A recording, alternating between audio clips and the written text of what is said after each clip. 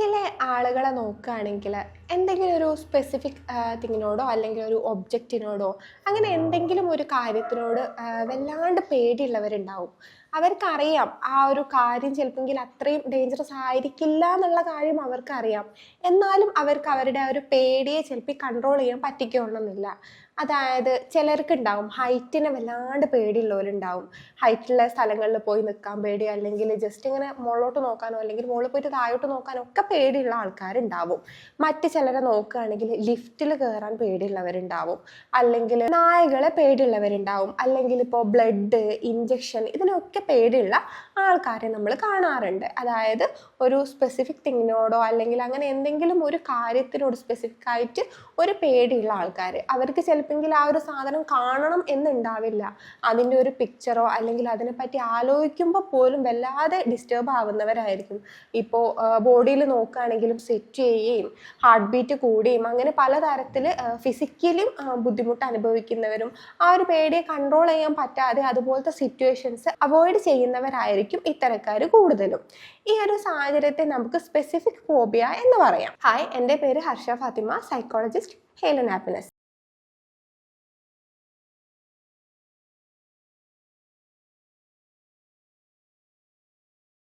നമ്മൾ ഇന്ന് സംസാരിക്കാൻ പോകുന്നത് നേരത്തെ പറഞ്ഞതുപോലെ തന്നെ സ്പെസിഫിക് ഫോബിയനെ പറ്റിയിട്ടാണ്.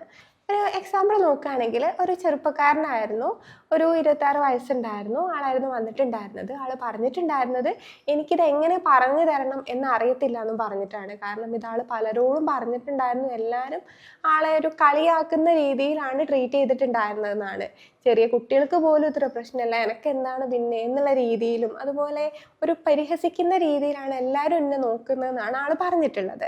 ആളുടെ ഇഷ്യൂ എന്ന് പറയുന്നത് ആൾക്ക് നായകളോടുള്ള പേടിയായിരുന്നു. ഇപ്പോൾ ഇത് നോക്കുകയാണെങ്കിൽ ആൾ പറഞ്ഞത്, ആള് ഒരു ചെറുപ്പത്തിൽ ഒരു 8 വയസ്സുള്ള സമയത്ത് ആളും ആളുടെ കസിനും കൂടി ഒരു ഷോപ്പിൽ നിന്ന് ഒരു സാധനം വാങ്ങാൻ വേണ്ടിയിട്ട്, ആളുടെ വീടിൻ്റെ അടുത്തുള്ള ഒരു ഷോപ്പ് തന്നെയാണ്, 2 പേരൂടി അതിന് വേണ്ടിയിട്ട് പോയതായിരുന്നു. ആ ഒരു സമയത്ത് ആ സ്ട്രീറ്റിൽ ഒരു ഗാർബേജിൻ്റെ അടുത്തായിട്ട് ഒരു നായ ഉണ്ടായിരുന്നു. പെട്ടെന്ന് ആ നായ ഓടി വന്നിട്ട് ആളുടെ അടുത്തേക്ക് ഓടി വന്നിട്ട് കുരച്ചുകൊണ്ട് ചാടുമായിരുന്നു. എന്നെ കടിച്ചിട്ടൊന്നുമില്ല, പക്ഷെങ്കിൽ കാലുമ്മൽ ചെറിയൊരു സ്ക്രാച്ച് വീണിട്ടുണ്ടായിരുന്നു. പക്ഷെങ്കിൽ എനിക്ക് ആ ഒരു സിറ്റുവേഷൻ അല്ലെങ്കിൽ ആ ഒരു മൊമെന്റ് ഇപ്പോഴും എൻ്റെ മനസ്സിലുണ്ട് എന്നാണ് ആൾ പറയുന്നത്. ഹാർട്ടൊക്കെ സ്റ്റോപ്പായി പോലെ ആയത് തോന്നിയിട്ടുണ്ടായിരുന്നത്. ഫ്രീസായിട്ടായിരുന്നു ഞാൻ നിന്നിട്ടുണ്ടായിരുന്നത്. എനിക്ക് എന്താ ചെയ്യേണ്ടതെന്ന് അറിയില്ല. അന്ന് ഫുള്ള് ഞാനിരുന്ന് കരഞ്ഞതായിരുന്നു. ഈ രീതിയിലൊക്കെയാണ് ആൾ പറഞ്ഞത്. അതുപോലെ തന്നെ ഈ ഒരു സിറ്റുവേഷന് ശേഷം കുറച്ച് ദിവസങ്ങളോളം, കുറച്ച് മാസങ്ങളോളം ആൾക്ക് ആ ഒരു വഴിയിലൂടെ ഒറ്റയ്ക്ക് പോകാനൊക്കെ വല്ലാത്ത പേടിയായിരുന്നു. ഇപ്പോൾ ഇത് കഴിഞ്ഞിട്ട്, അതായത് ഇത് 8 വയസ്സുള്ള സമയത്താണ് എനിക്ക് നടന്നത്. ഇപ്പം എനിക്ക് 26 വയസ്സുണ്ട്. പക്ഷെങ്കിൽ ഇപ്പോഴും എനിക്ക് ആ ഒരു ഒരു പേടിയിൽ നിന്നും മാറാൻ എനിക്ക് പറ്റിയിട്ടില്ല. സത്യം പറഞ്ഞാൽ അത് കൂടിയിട്ടേ ഉള്ളൂ, തീരെയും കുറഞ്ഞിട്ടില്ല എന്നുള്ളതാണ് വാസ്തവം. ഈ ഒരു അവസ്ഥയിലായിരുന്നു ആൾ വന്നിട്ടുണ്ടായിരുന്നത്. അതുപോലെ തന്നെ ആൾ പറഞ്ഞിട്ടുണ്ടായിരുന്നത്, ഇപ്പോൾ ഒരു നായ ഉണ്ട് എന്ന് അറിയുകയാണെങ്കിൽ ആ വഴിക്കൂടെ ആൾ നടന്നു പോകത്തില്ല. ഇപ്പോൾ ആളുടെ വീടിൻ്റെ അടുത്തൊരു നായ ഉണ്ടെന്ന് തോന്നുകയാണെങ്കിൽ ചിലപ്പോൾ ആളന്ന് വർക്കിന് പോകത്തില്ല. ആ ഒരു രീതിയിലായിരുന്നു ആളുടെ സിറ്റുവേഷൻ ഉണ്ടായിരുന്നത്. ആളുടെ ഒരു ഫ്രണ്ടിനെ റീസെൻ്റ്ലി ഒന്ന് മീറ്റ് ചെയ്യാൻ വേണ്ടിയിട്ട് പോയിട്ടുണ്ടായിരുന്നു. അങ്ങനെ മീറ്റ് ചെയ്യാൻ വേണ്ടി പോയി ആ ഒരു സമയത്താണ് ആൾ അറിയുന്നത് ആളുടെ വീട്ടിലൊരു പെറ്റ് ഡോഗ് ഉണ്ട് എന്നുള്ളത്. അങ്ങനെ ഇവന് വാതിലിൻ്റെ ഡോറിൻ്റെ അടുത്തൊന്നും ആ സമയത്തൊന്നും ആൾക്ക് അറിയില്ലായിരുന്നു. അങ്ങനെ വന്ന സമയത്ത് ആ ഡോഗ് പെട്ടെന്ന് ഡോറ് തുറന്ന സമയത്ത് ഡോഗാണ് പെട്ടെന്ന് മുന്നിൽ കണ്ടത്. ആൾക്ക് എന്താ ചെയ്യേണ്ടതെന്ന് അറിയത്തില്ല. ആൾ പെട്ടെന്ന് താഴോട്ട് പോയി എന്നാണ് പറഞ്ഞത്. പിന്നെ ഒരു 30 മിനിറ്റിന് ശേഷം, അതായത് പിന്നീട് ഇവർ മനസ്സിലാക്കി, ആ ഒരു വീട്ടിലുള്ള ആളുടെ ഫ്രണ്ടും ഫാമിലിയും മനസ്സിലാക്കിയതിന് ശേഷം ആ ഒരു ഡോഗിനെ വേറൊരു റൂമിൽ വെച്ച് പൂട്ടിയതിന് ശേഷമാണ് ആൾ തിരിച്ച് ആ ഒരു ഫ്രണ്ടിൻ്റെ വീട്ടിലോട്ട് കയറിയിട്ടുണ്ടായിരുന്നത്. ആ ഒരു മൊമെന്റ് ആൾക്ക് വല്ലാതെ ഡിസ്റ്റർബ്ഡ് ആയിരിക്കുന്നത്. അതായത് ഒരു നാണക്കേട് പോലെയാണ് തോന്നിയിട്ടുണ്ടായിരുന്നത്. എനിക്ക് ഇതിനെപ്പറ്റി തന്നെ ഒരു നെഗറ്റീവ് ഫീൽ വന്നതെന്നാണ് പറഞ്ഞത്. ഈ ഒരു ചെറിയൊരു ആ ഒരു നായ്ക്കുട്ടി അത്ര പേടിക്കേണ്ടതൊന്നുമില്ല. പിന്നെ ഓഫീസിൽ പോയ സമയത്താണെങ്കിലും എല്ലാവരും പറയായിരുന്നു, എല്ലാവരും ഒരു കമ്പനിയാണ്, ചെറിയൊരു നായ്ക്കുട്ടിയൊക്കെ ആയിരുന്നു. പക്ഷെങ്കിൽ എനിക്ക് അതിനെ പറ്റിയുള്ള പേടി ആരോട് പറഞ്ഞിട്ടും മനസ്സിലാവുന്നുണ്ടായിരുന്നില്ല. ഈ രീതിയിലുള്ള കാര്യങ്ങളൊക്കെ ആൾ പറഞ്ഞിട്ടുണ്ടായിരുന്നു. അതുപോലെ തന്നെ ഈ ഇടെയാണ് ആളുടെ ഒരു ജോബിൻ്റെ ലൊക്കേഷൻ മാറിയിട്ട് അവരുടെ ഒരു ബിൽഡിംഗ് മാറിയിട്ട് വേറൊരു ബ്ലോക്കിലോട്ട് അവരുടെ ഒരു ഓഫീസ് ചേഞ്ച് ചെയ്തിട്ടുണ്ടായിരുന്നത്. അപ്പോൾ ആ ഒരു ഓഫീസിൻ്റെ ആ ഒരു പരിസരത്ത് ഇടക്കിടക്ക് ചില നായകൾ ഉണ്ടാവാറുണ്ട്. അതിപ്പോൾ അവരുടെ ലൈഫിനെ വല്ലാതെ ബുദ്ധിമുട്ടാക്കാറുണ്ട്. ഇപ്പോൾ ചില സമയങ്ങളിൽ ഓഫീസിൽ ചെല്ലുന്ന സമയത്ത് നേരത്തെ ചിലപ്പോൾ ഓഫീസിലെത്തും, പക്ഷേങ്കിൽ ഇത് അവിടെ നിന്നൊന്ന് മൂവ് ചെയ്യാതെ ആൾക്ക് ഓഫീസിൽ കയറാൻ പറ്റിക്കണമെന്നില്ല. അല്ലെങ്കിൽ മറ്റൊരാൾ വരുന്നത് വരെ വെയിറ്റ് ചെയ്യുക, എന്നിട്ട് ആളുടെ ബേക്കിൽ പോവുക എന്നുള്ള രീതിയിലൊക്കെയാണ് ആൾ ചെയ്തുകൊണ്ടിരിക്കുന്നത്. മറ്റൊരാളോട് പറയാനും ഇപ്പം നാണക്കേട് വന്ന് തുടങ്ങിയിട്ടുണ്ട് ആൾക്ക്. കാരണം എല്ലാവരോട് പറയുന്ന സമയത്തും ഒരു മോശം രീതിയിലുള്ള പ്രതികരണമാണ് എല്ലാവരും തരുന്നത്. ഇപ്പോൾ ഫ്രണ്ട്സിനോടൊക്കെ പറഞ്ഞാൽ അവർ പറയും, ഇത് ചെറിയൊരു നായല്ല, അതെന്നെ എന്ത് ചെയ്യാനാണ്, അതൊന്നും പ്രശ്നമില്ല, ഇനി വന്നോ, ആ ഒരു രീതിയിലാണ് എല്ലാവരും പറയുന്നത്. ഇപ്പം എന്നിട്ട് എനിക്ക് പറഞ്ഞ് ആരോടും ഒന്നും പറയാനും തോന്നുന്നില്ല. ചില സമയങ്ങളിൽ എനിക്ക് തന്നെ തോന്നും, ഞാൻ ഓവറായിട്ട് റിയാക്ട് ചെയ്യുകയാണോ എന്നുള്ള രീതിയിൽ എനിക്ക് സ്വയം തോന്നാനും തുടങ്ങിയിട്ടുണ്ട്. ഇനിയിപ്പോൾ ഇതൊന്നും വേണമെന്നില്ല, ജസ്റ്റ് ആ ഒരു നായയുടെ എന്തെങ്കിലും വീഡിയോ മറ്റോ ഞാൻ എൻ്റെ ടി വിയിലോ അല്ലെങ്കിൽ ഫോണിലോ ജസ്റ്റ് സ്ക്രോൾ ചെയ്യുന്ന സമയത്ത് കണ്ടാൽ പോലും എനിക്കത് വല്ലാണ്ട് ബുദ്ധിമുട്ടാകുന്നുണ്ട്. ഒരു സമയത്ത് ഞാൻ വെറുതെ എന്തോ ആലോചിച്ചിരിക്കുന്ന സമയത്ത് ഒരു നായയെ പറ്റിയിട്ട് ആലോചിച്ച സമയത്ത് എൻ്റെ കൈയൊക്കെ വല്ലാണ്ട് വേർത്തിട്ടുണ്ടായിരുന്നു. ഇപ്പോൾ ജസ്റ്റ് അതിൻ്റെ ഒരു ഇമേജ് കാണിച്ചാൽ പോലും എനിക്ക് അതിൻ്റെ ഫിസിക്കൽ സിംറ്റംസ് ഒക്കെ ഇപ്പോൾ കാണിച്ചു തുടങ്ങിയിട്ടുണ്ട്. ആർക്കും അത് പറഞ്ഞാലും മനസ്സിലാവുന്നില്ല എന്നാണ് എൻ്റെ ഒരു പ്രധാനപ്പെട്ട മറ്റൊരു വിഷമം എന്ന് പറയുന്നത്. ഇപ്പോൾ ഒന്ന് ആലോചിച്ച് തുടങ്ങുമ്പോഴേക്ക് എൻ്റെ ബോഡി അതിനോട് റിയാക്ട് ചെയ്യാനൊക്കെ തുടങ്ങിയിട്ടുണ്ട്. ഇപ്പോൾ ഈ ഒരു ടൈമിന് ശേഷം എനിക്ക് തന്നെ ഇപ്പം ഇത് വല്ലാണ്ട് ഒരു ബുദ്ധിമുട്ടായി തുടങ്ങിയിട്ടുണ്ട്. ഇപ്പോൾ എനിക്കാണെങ്കിൽ വാക്കിങ്ങിന് പോകാൻ പറ്റുന്നില്ല, ഒന്ന് ബീച്ചിൽ പോകാൻ പറ്റുന്നില്ല, പാർക്കിൽ പോകാൻ പറ്റുന്നില്ല. ഈ ഒരു നായ വരുന്നുണ്ട് എന്ന് അറിയുന്ന ഒരു സിറ്റുവേഷനിലും എന്നെ കൊണ്ട് പോകാൻ പറ്റുന്നില്ല. ഫ്രണ്ട്സിൻ്റെ വീട്ടിലാണെങ്കിലും എനിക്ക് പോകാൻ പറ്റുന്നില്ല, നെയ്ബേഴ്സിൻ്റെ അടുത്ത്, അല്ലെങ്കിൽ ആ ഒരു വഴിയിലൂടെ നായ ഉണ്ട് എന്ന് പറഞ്ഞാൽ പോലും ആ ഭാഗത്തേക്ക് എനിക്ക് പോകാൻ വല്ലാത്ത ബുദ്ധിമുട്ട് തോന്നി തുടങ്ങി വരുന്നുണ്ട്. ഈ ഒരു ബുദ്ധിമുട്ടുകൊണ്ട് തന്നെ ആൾക്ക് ഇപ്പോൾ ഈ ഒരു ടൈമിനെ ഒന്ന് കടന്ന് മുന്നോട്ട് പോകണമെന്ന് വല്ലാതെ ആഗ്രഹമായിട്ടാണ് ആൾ വന്നിട്ടുള്ളത്. കാരണം ആൾക്ക് ഈ ഒരു ബുദ്ധിമുട്ടുകൊണ്ട് ആളുടെ പേഴ്സണൽ ലൈഫിലും വർക്ക് ലൈഫിലും ഒക്കെ ബുദ്ധിമുട്ട് വന്ന് തുടങ്ങിയിട്ടുണ്ട്.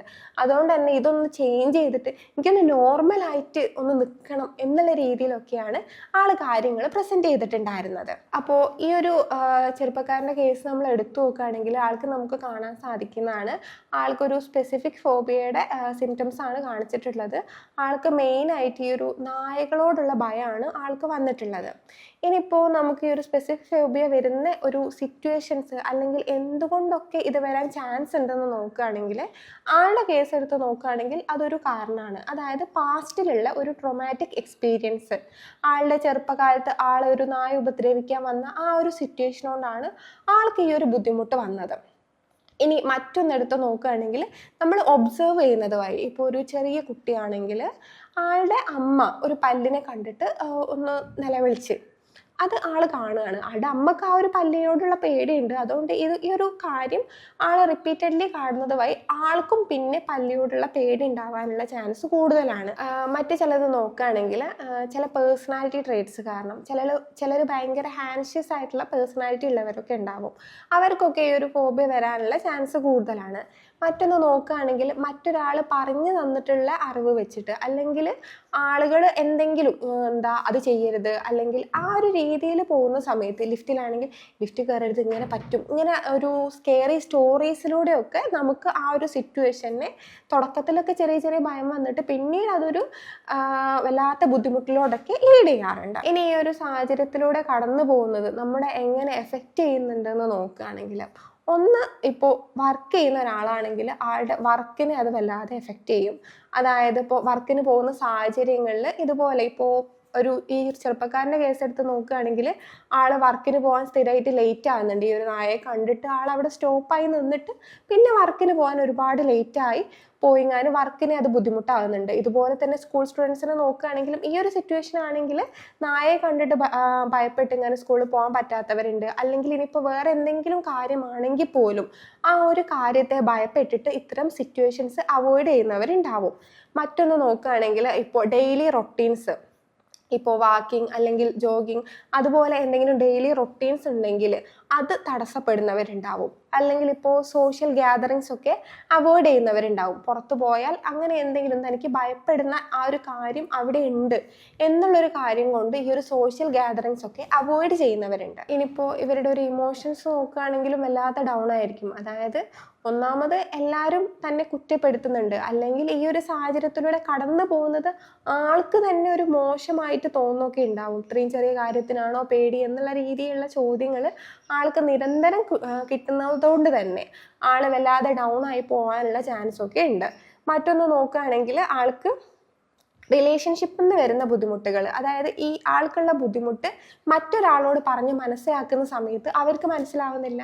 അപ്പോൾ ഇവർക്കിടയിൽ വരുന്ന കമ്മ്യൂണിക്കേഷൻസ് പിന്നെ ആർഗ്യുമെന്റ്സിലോട്ടൊക്കെ ലീഡ് ചെയ്തിട്ട് അത് ബുദ്ധിമുട്ടാകുന്ന സാഹചര്യങ്ങളും കാണാറുണ്ട്. അപ്പോൾ ഈ പറഞ്ഞ കാര്യങ്ങളുമായിട്ട് എന്തെങ്കിലും വിധത്തിലുള്ള ബുദ്ധിമുട്ടോ മറ്റോ നിങ്ങൾക്ക് തോന്നുകയാണെങ്കിൽ താഴെ കാണുന്ന നമ്പറുമായിട്ട് കോൺടാക്ട് ചെയ്യാവുന്നതാണ്.